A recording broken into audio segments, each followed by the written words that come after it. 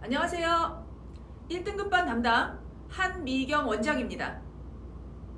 우리 아이들이 기말고사가 끝나고 2021년 1월 2일부터 본격적인 예비고 2 과정을 시작하는데요.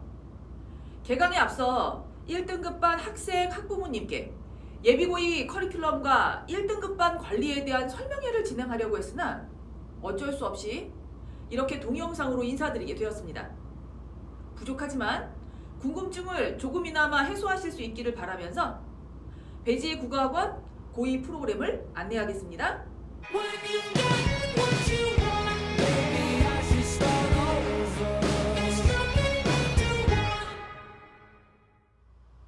배지의 국어학원 고2 과정의 가장 큰 특징은 올패스 개강을 8월에 한다는 것인데요. 표에서 보시면 가장 아래 칸에 있습니다. 올패스는 배지의 국어학원 고3 프로그램으로 한 강좌 수강료로 학생들이 부족한 영역을 원하는 만큼 무제한 수강할 수 있는 실력 향상 커리큘럼입니다. 그러니까 우리 아이들이 8월에 올패스를 개강한다는 것은 8월에 고3 과정을 시작한다는 의미입니다. 배지의 국어학원이 남들보다 일찍 고3 과정을 개강하는 이유는 최근 입시에서 정시 비중이 늘어남에 따라 수능의 중요성이 커진 것과 연관성이 깊습니다. 수능 국어는 학습량이 워낙 방대하기 때문에 단기간에 성적 향상을 이룰 수가 없습니다. 또한 최근 수능 국어 난이도가 높아지는 것을 감안한다면 고득점을 위해서는 한 발 앞서 자신의 부족한 부분을 보완하고 실전 훈련에 들어가야 한다는 전략이 필요합니다. 올패스 프로그램 관련해서 세부적인 내용은 내년 7월에 배지희 원장님이 직접 설명회를 통해서 안내드리도록 하겠습니다. 결국 고2 과정은 고3 과정에 들어가기 전 7개월 동안의 준비 작업이라고 할 수 있는데요.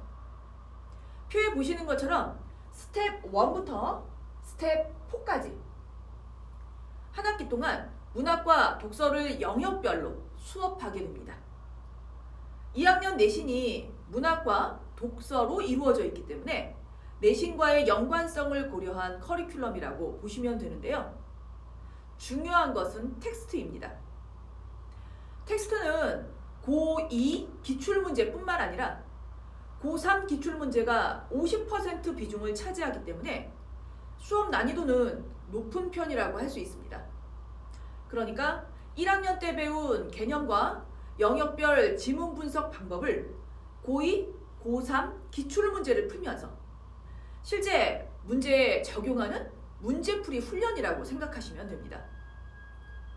문제풀이 수업이 어떤 수업인지 궁금해하실 것 같아서 잠시 뒤에 맛보기 수업을 통해서 잠깐 안내드리도록 하겠습니다.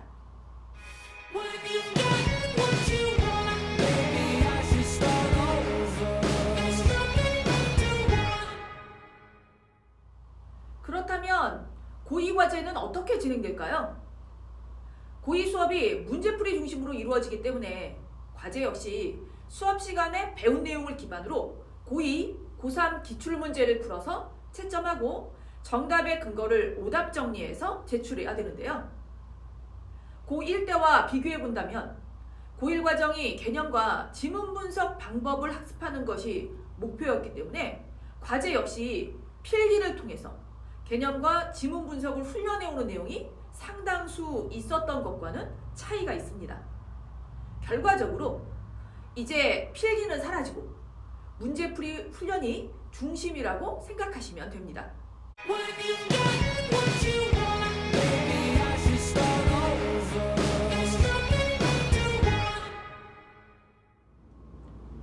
고2 테스트의 목표는 수능 내신 필수 고전 시 200편을 암기하는 것입니다. 사진은 배지희 국어학원에서 자체 제작한 고전시 문학 노트인데요. 수능 내신 필수 고전시 200편을 선정해서 꼭 외워야 하는 중요한 내용을 필기한 내용입니다. 고전시는 어렵다기보다는 완성하는데 노력과 시간이 필요한 영역인데요.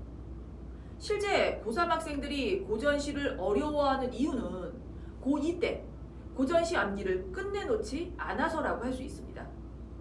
정작 고3이 되어서 고전시의 필요성을 인지했을 때에는 시간이 없어서 포기하는 경우가 많은데요. 고3이 되기 전에 고전시 200편을 암기해둔다면 수능 준비에 막강한 자산이 된다는 사실을 명심하셔서 매주 테스트에 최선을 다하시기 바랍니다. 또한 고2 내신이 문학으로 구성되어 있기 때문에 내신에서 고득점을 원한다면 외부 작품으로 자주 출제가 되는 필수 고전시를 암기하는 것이 무엇보다 중요하다고 할 수 있습니다.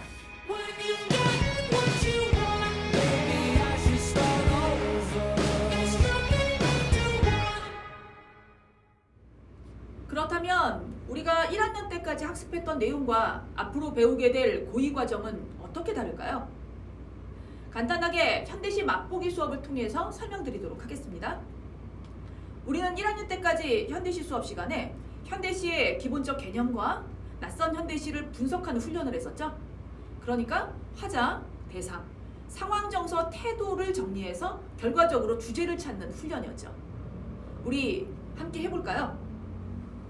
눈이 오는가 북쪽엔 한방눈 쏟아져 내리는가.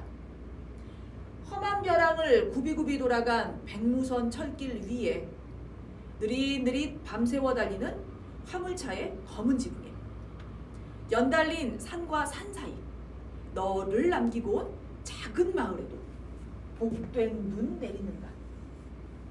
여기서 중요한 것은 복된 눈이라는 시어를 통해서 작은 마을이 긍정적 공간이라는 걸 확인할 수가 있다는 거죠. 또 하나, 작은 마을에 살고 있는 너 역시 긍정적 대상, 인물이라고 확인할 수 있죠. 즉, 이 부분은 대상을 구체적으로 표현해주고 있는 시어들이 나와 있는 곳입니다. 그 다음에 D를 읽을게요. 잉크병 얼어드는 이러한 밤에 어쩌자고 잠을 깨요. 화자가 현재 처한 상황을 보여주고 있는 부분이죠. 화자는 지금 잉크병이 얼어드는 밤에 라고 하는 시간 속에 있습니다. 즉 여기서 밤은요 부정적 시간인데요. 앞에 쓰인 수식 잉크병 얼어든다 라는 수식어를 통해서 부정적 시간이라는 걸 확인할 수 있고요. 그렇기 때문에 화자가 처한 상황 역시 부정적 상황에 처해 있다 라고 정리할 수 있겠죠. 세 번째 줄, 그리운 곳, 차마 그리운 곳. 화자의 정서, 그러니까 그리움이라고 하는 정서가 표출되어 있는 부분인데요. 마지막 읽겠습니다. 눈이 오는가 북쪽엔 한방눈 쏟아져 내리는가. 첫 번째 연을 똑같이 반복해주고 있기 때문에 수미상관이 사용되었다라고 할 수 있겠고요. 우리는 지금 정리한 대상, 상황, 정서를 통해서 주제를 쓸 수가 있겠는데 대상, 작은 마을, 너에 대한 정서, 그리움의 정서를 보여주는 작품이었습니다.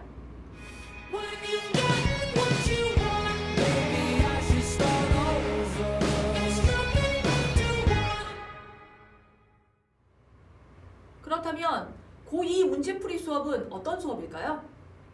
문제풀이 수업은 출제자의 출제 의도를 정확하게 파악해서 문제를 푸는 방법을 설명하는 수업입니다.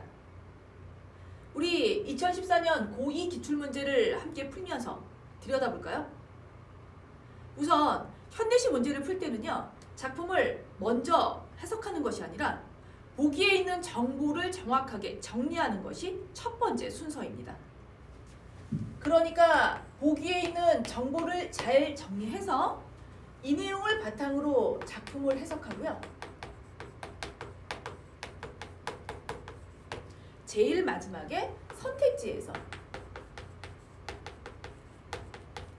정답을 골라내는 것이죠. 선택지를 정리할 때는요. 작품과 보기의 내용과 잘 들어맞는지 확인하시면서 정답을 찾으셔야 되겠죠? 그렇다면 보기를 먼저 정리해 볼까요?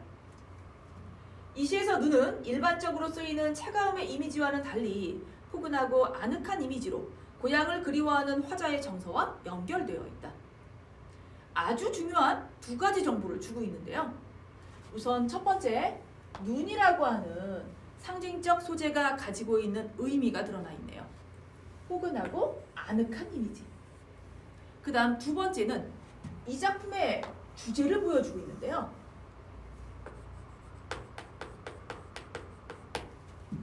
두 가지 정보만으로 이 작품이 어떤 내용인지 쉽게 예측할 수가 있겠죠? 자, 이제 선택지를 보겠습니다. 선택지는 한 가지 내용으로 구성되어 있는 것이 아니라 두 가지 또는 세 가지 내용이 함께 섞여 있기 때문에 반드시 끊어가면서 읽어주시기 바랍니다. 1번 읽을게요. A에서 고향을 나타내는 북쪽을 한방눈의 이미지와 연결하여. A 부분에 대한 정리였죠? 그 다음 뒷부분 그리움이라는 정서가 드러나 있네요. 2번 선택지요. B에서 화물차의 검은 지붕과 눈의 이미지 대비를 통해.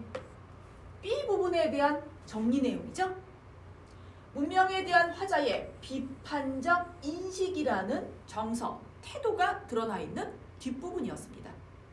3번 C에서 너가 있는 작은 마을의 복된 눈에는 사랑하는 사람이 축복받기를 바라는 마음이라는 정서가 뒷부분에 쓰여져 있습니다.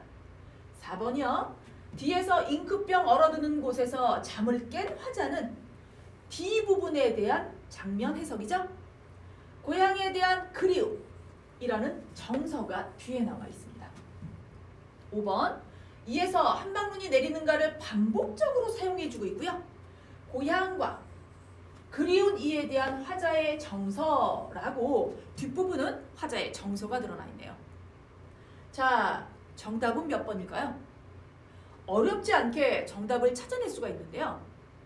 사실 앞부분 장면에 대한 설명이 잘못된 것이 아니라 선생님이 물결로 체크한 정서가 딱 한 개의 선택지만 다르네요. 나머지는 그리움, 축복이라고 하는 긍정적인 정서와 태도인데 비해서 2번 선택지만 비판이라고 하는 앞에서 보지 못했던 정서 태도를 확인할 수 있는 조금은 이질적인 태도가 드러나 있죠. 더더군다나 우리는 보기에서 이 작품의 주제가 그리움이다라는 것까지 확인을 했더라면 사실 어렵지 않게 정답을 찾는 게 가능하다는 얘기죠. 자, 어떤가요?